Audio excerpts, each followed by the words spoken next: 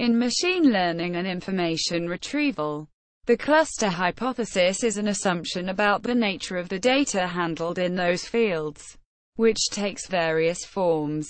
In information retrieval, it states that documents that are clustered together behave similarly with respect to relevance to information needs.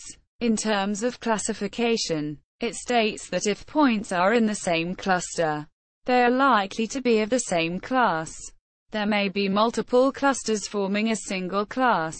Information retrieval. Search engines may cluster documents that were retrieved for a query, then retrieve the documents from the clusters as well as the original documents. Alternatively, search engines may be replaced by browsing interfaces that present results from clustering algorithms. Both these approaches to information retrieval are based on a variant of the cluster hypothesis, that documents that are similar by a clustering criterion, typically term overlap, will have similar relevance to users' information needs. Machine learning. The cluster assumption is assumed in many machine learning algorithms such as the k-nearest neighbor classification algorithm and the k-means clustering algorithm.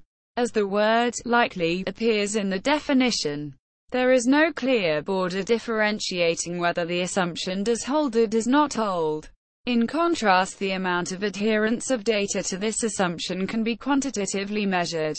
Properties. The cluster assumption is equivalent to the low-density separation assumption, which states that the decision boundary should lie on a low-density region.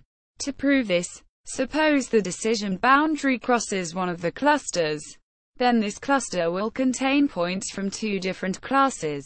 Therefore it is violated on this cluster. Notes.